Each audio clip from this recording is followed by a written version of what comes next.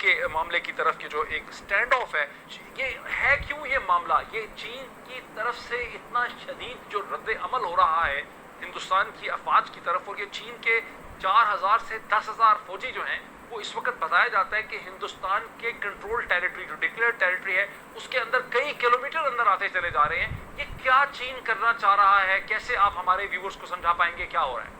کہ متنازع علاقہ اور بھارت نے یہاں پہ بہت بڑے پیمانے پہ انفراسٹرکچر ڈیولپمنٹ کا کام شروع کیا، سڑکیں بنانی شروع کر دی، تقریباً 60 کے قریب روڈز بن رہی ہیں جو انہوں نے 2022 تک مکمل کرنی تھی.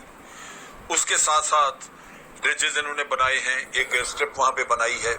اس کا مطلب یہ ہے کہ چائنا کو یہ انڈیکیشن مل گئی کہ بھارت یہاں پہ اگریسو ڈیزائنز رکھتا ہے، اپنا بلڈ اپ کرنا چاہتا ہے کسی وقت کے اوپر. یہاں پہ ایئر کرافٹ یہاں سے آپریٹ کریں گے، سڑکیں بن گئی، لہٰذا یہاں پہ گنز آ سکیں گی، یہاں پہ ہر طرح کا ملٹری اکوپمنٹ لایا جا سکے گا.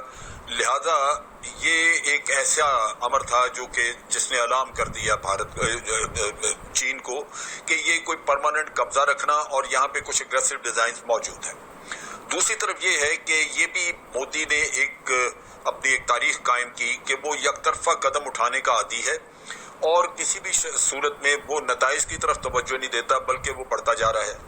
جب آرٹیکل 370 انہوں نے ختم کیا اور یونین ٹیریٹریز بنانے کا اعلان کیا تو لداخ کے بارے میں آپ کو یاد ہوگا کہ چائنا نے بڑا واضح الفاظ میں کہا کہ جناب آپ ہماری سوورنٹی وائلیٹ کر رہے ہیں، لیکن بھارت نے اس کو رد کر دیا.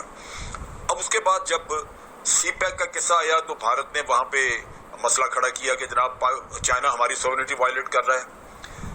آپ ڈیم بنانے لگے تو پھر بھارت نے یہ مسئلہ کھڑا کر دیا.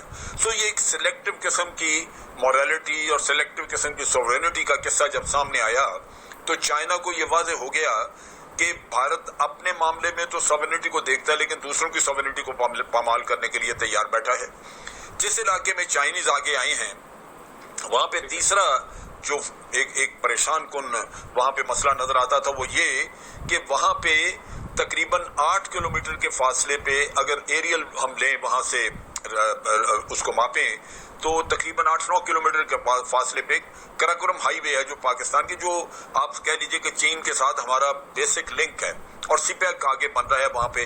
تو ان حالات میں چائنا جو یہاں پہ اتنی بڑی انویسٹمنٹ کر رہا ہے اور ایک اس کو اسٹریٹجک رستہ مل رہا ہے جو وہاں پہ اپنی اگر ساؤتھ چائنا سی میں اس کی آئسولیشن ہو تو اس کو باہر اوپننگ آپ دے رہے ہیں. بالکل صحیح ہے. بڑا امپورٹنٹ پوائنٹ ہے پاکستان کی ٹیریٹری میں کرے. نجم الدین شیخ صاحب کو بھی اس میں لانے یہ وہ چیزیں تھیں جو چائنا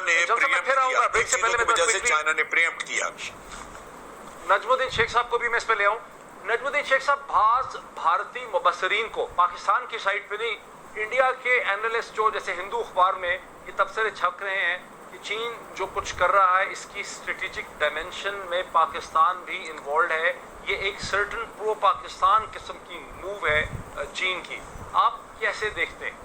نہیں دیکھیے اس کو آپ کو اسی مد نظر میں دیکھنا ہے کہ لداخ میں چین نے پہلے بھی کہا اور پھر کہا کہ صاحب آپ جو چیزیں کرنا چاہ رہے ہیں یہ لائن آف ایکچوئل کنٹرول پہ ہو نہیں سکتی. تو جب اس کو آپ دوسری پہلو سے دیکھیں کہ اب یہ ووہان اسپرٹ جو تھی اس کو ہندوستان نے ووہان اسپرٹ بنی. پھر جب شی جن پنگ آئے ہندوستان میں آئے اور یہ کہا گیا کہ صاحب ہندوستان چاہ رہا ہے کہ ہندوستان میں انویسٹمنٹ ہو چین کی اور چین کے ساتھ رشتہ بڑھے اور ہمارے ساتھ صرف وہ ہمارا را مٹیریل نہ خریدیں لیکن ہمیں موقع دیں کہ ہم چین کے مارکیٹ کو ایکسپلائٹ کر سکیں. چین ابھی بھی ہندوستان کا یورپ کے بعد دوسرے نمبر پہ ٹریڈنگ پارٹنر تھا، اب شاید تیسرے نمبر پہ آ گیا ہے کیونکہ چین اب دوسرے نمبر پہ امریکہ ہے. لیکن یہ سوال اٹھتا ہے کہ صاحب اگر آپ کو اس طرح ڈیولپ کرنا ہے تو آپ کو یہ خیال رکھنا پڑے گا کہ وہاں پہ آپ کی ووہان اسپرٹ اور جو سوال تھا کہ آپ کے ساتھ وہ کوآپریٹ کریں گے اس کو تو آپ نے رد کر دیا کیونکہ آپ نے کہا کہ اب جو ہمارے پڑوسی ممالک ہیں جس پڑوسی ممالک میں چین سر فہرست ہے ان کی اگر کوئی بھی سرمایہ کاری ہوگی ہندوستان میں تو اس کے لیے خاص لائسنس کی ضرورت پڑے گی. 1988 سے شروع کر کے ہندوستان اور چین کے درمیان کئی قسم کے بارڈر مینجمنٹ ایگریمنٹ ہوئے.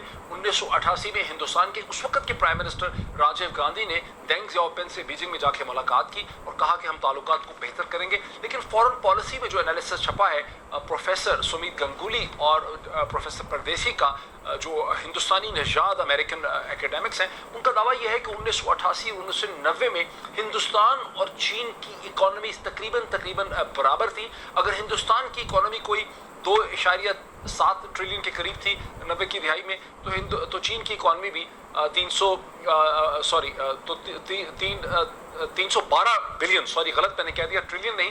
اگر ہندوستان کی اکانومی کو 297 بلین کی تھی تو چین کی اکانومی کو تقریباً 312 بلین ڈالر کی تھی. لیکن اب صورتحال یہ ہے کہ اگر چین کی ہندوستان کی اکانومی بڑھ بھی گئی ہے، وہ آج اگر 2.7 ٹریلین ڈالر کی ہے، تو چین کی اکانومی جو ہے وہ 13.6 ٹریلین ڈالر کی ہے. اور اگر ہندوستان کا بجٹ آج 71 بلین ڈالر کا ہے، تو چین کا جو ڈیفنس بجٹ ہے وہ تقریباً 260 یا 270 بلین ڈالر کا ہے.